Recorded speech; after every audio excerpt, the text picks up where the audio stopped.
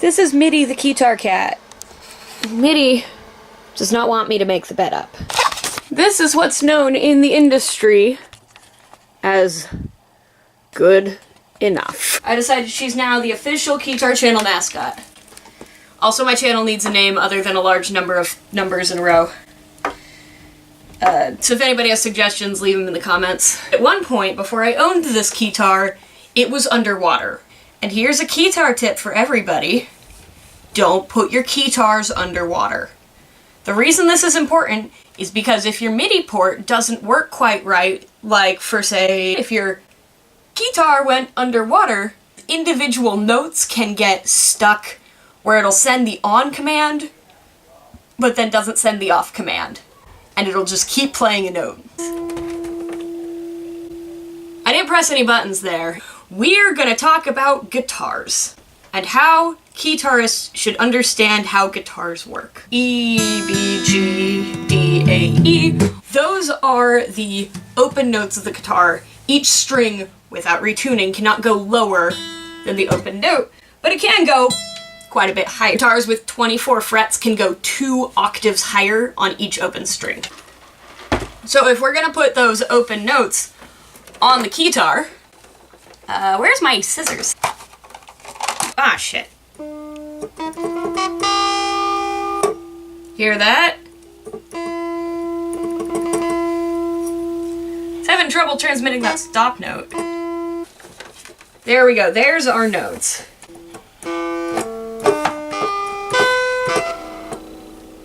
Do you mind? We're doing that right now too. These that I've marked here are the open notes on a guitar. Where'd my marker go?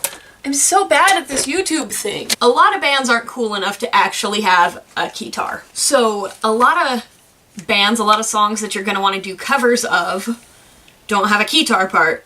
You're going to both have to learn how to translate piano parts from 2 hands to 1 hand, and you're going to have to learn how to translate guitar parts onto Keytar. When you look up how people draw guitar lingo, there's sort of 2 styles you run into, which are chords and tab.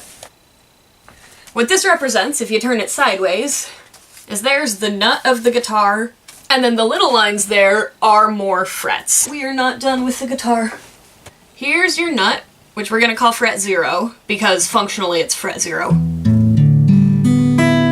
These are frets. Each fret raises the string by a half step. So if we go on the Keytar, oh god, there's no room up here. Don't fall. On the Keytar, that'd be, sweetie, a half step on Keytar is from one key to the key directly next to it, up or down. Half step on a guitar is from one fret to the fret next to it, either up or down.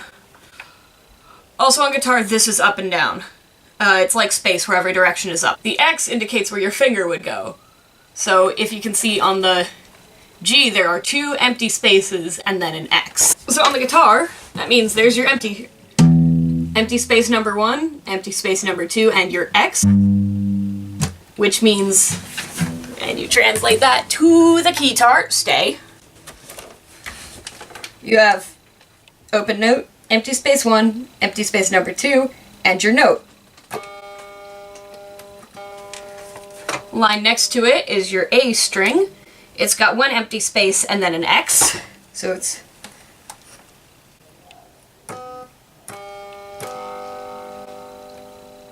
the next 2 lines don't have any X's, so you play the open notes.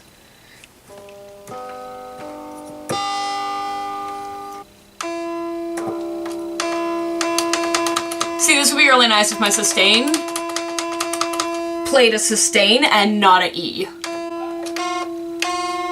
And my portamento plays a F.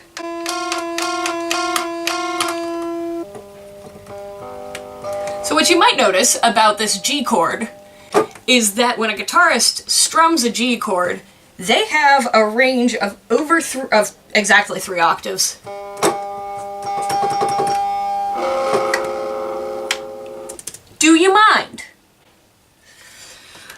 range of over 3 octaves in one chord. As a guitarist, when we play a G chord, we usually play,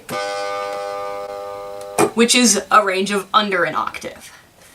And this is why when you go wherever you go to get your guitar chords, when you play them on a keytar, it tends to sound hollow. It tends to not have the same oomph you get with a guitar, because you're translating a guitar part onto a keytar, and if you just go chord name to chord name, you're losing the sense of diversity you get when you're playing the guitar. On the other hand, you usually play the keytar with one hand, and I can't reach 3 octaves with one hand. 1 octave is about my limit. Oh, also when I've been saying 3 octaves, I've actually meant 2 octaves. I need some more coffee before I keep trying to do this. So the other really common way that guitarists write music is with tab. It looks a lot like chord charts that are sideways. There are still 6 lines, but there aren't fret markers. Instead, there's numbers. Learn how to count to 6, asshole, because I only drew 5 lines there. This goes from the highest pitched string down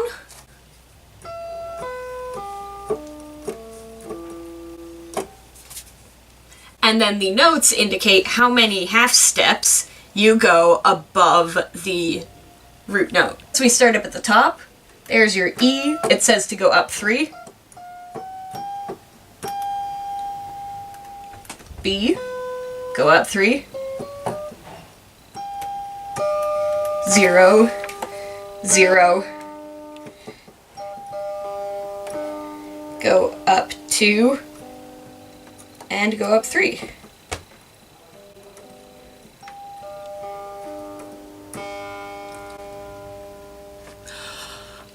The careful observer will note that I'm using 2 hands right now. Again, with the not really possible to do on keytar. Playing the keytar because you want to look cool. There's no shame in that. Embrace your destiny. Reading this way, you play the notes in the order that they show up. So if we want to do an arpeggiated G chord, like that,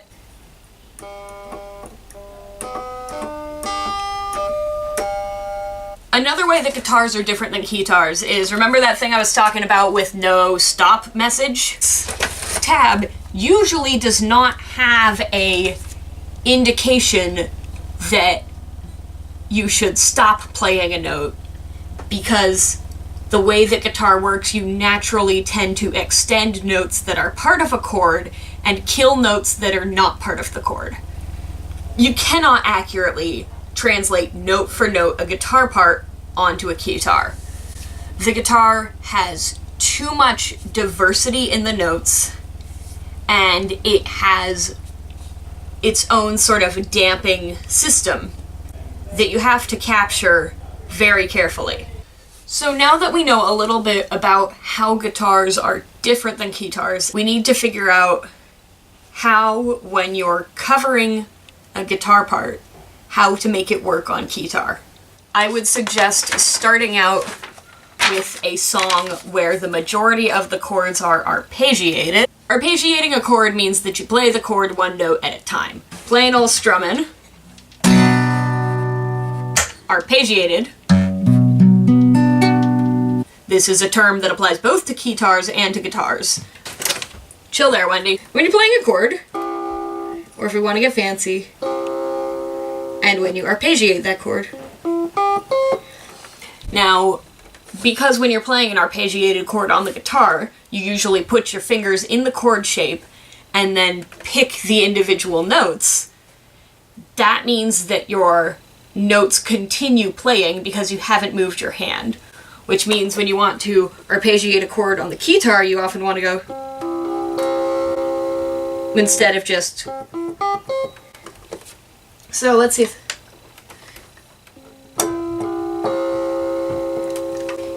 it works, a really powerful keytar tool is your sustain. But yeah, if you want to start practicing taking songs for guitar and putting them on keytar, which makes them 20% cooler, you should probably start by checking out songs that have a lot of individual notes being played and not as much of chords being played.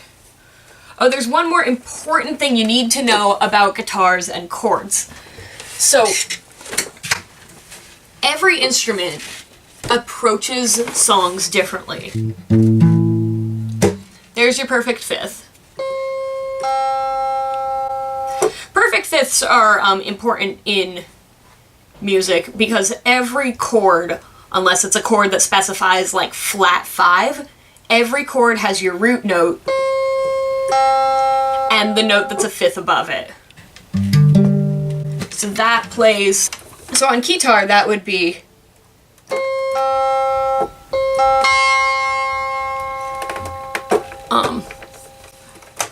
on guitar that particular shape is called a power chord. And a power chord is an important thing in guitar because since it is the root and the fifth and the octave and the root are the same note, except one's. That means that any chord that you play can have the root and the octave, and it will be supporting the rest of the music. When you add in the fifth is in almost every single chord. Like, with the exception of flat 5s, and nobody uses flat 5s. Apologies to everybody who does use flat 5s. But so when you have the root, the fifth, and the octave as your entire chord, that means that you don't need to worry about if a chord is major or minor. You don't need to worry about if it's a seventh. You can play those 3 notes and it will blend. This is very important to specific genres of music. Mitty, I said something wrong on the internet and I gotta change it. That means you gotta get up. I'm mid-edit, hence the headphones, and I realized that I started touching on an important topic here, but then I didn't explain it well enough to actually explain it. And I want to include it in the video, so we had to stop, and I have to actually reteach this piece real fast. Every instrument approaches music differently. And one of the things about guitar is that if I'm on this low E string, and I play any note, and then I go up a note and skip a fret to the next, that's my perfect fifth, and that's my perfect fifth anywhere on the neck there. I don't need to know what these notes are to know where the perfect fifth is, because it's always... And then if I go up one more, it will always be the octave. I don't need to know what notes I'm playing are, because I can memorize this one shape and know that that's my root, my fifth, and my octave. Because the root, the fifth, and the octave are such an important but flexible part of music, a lot of guitar parts are built around the root, the fifth, and the octave. The problem with that, from a keytaring viewpoint,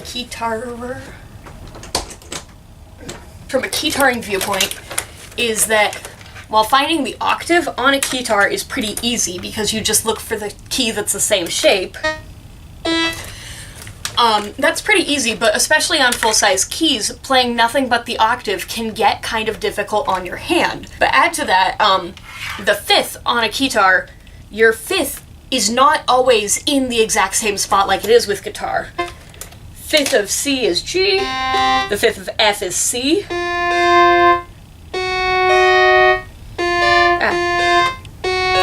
See, it's hard enough that if I'm not thinking about it, I can't find the fifth without fiddling around a little bit.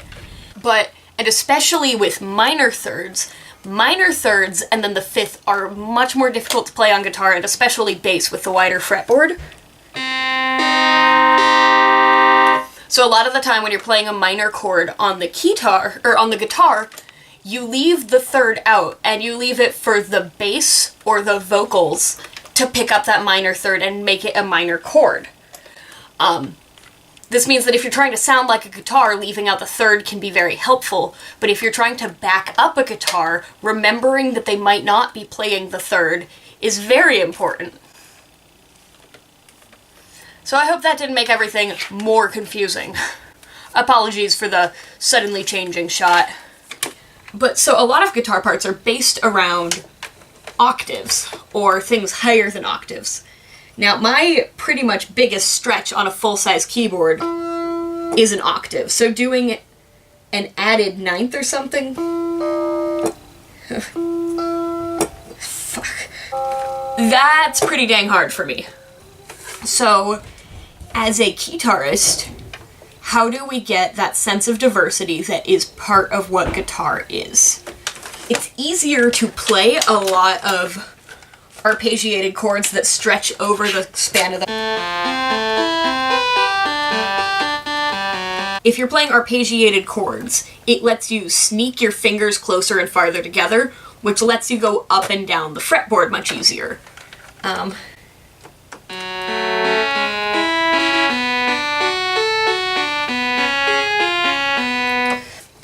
But when you start translating a guitar part, if you start with just looking at tab, where the notes are played 1 or 2 at a time, it lets you move your hand across a much broader sense of space. Another reason why I really like this guitar is that the keys are smaller than normal. I think the Korg RK100S also has mini keys. I believe they're bigger than these keys, but not by much. Once you can look at the notes on your tab, sometimes you look at those notes and you go, well, yeah, my fingers are not reaching that. And so what you need to do when you are translating a guitar part onto the keytar is to... So if it calls for an E and your fingers can't play that E, you can move it up and down an octave. If you have a song that is 1, 2, 4, 3, I guess is a good way to put it.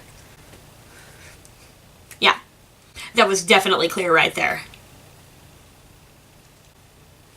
Then when you move and double a note, you can lose that sense of flow where the note goes up and then goes back down.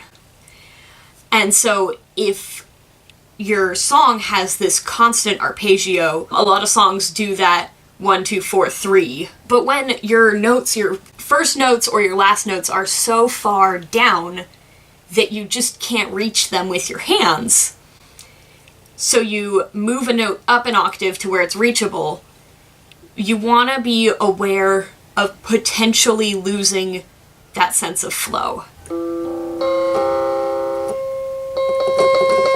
Stop playing!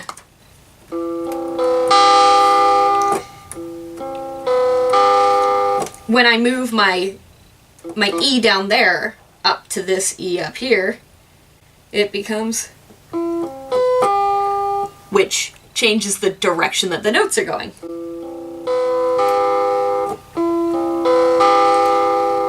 So if I wanted to, because of chord inversions, we've gone over chord inversions, if I switch the order that the notes are played in that arpeggio, it can keep the same...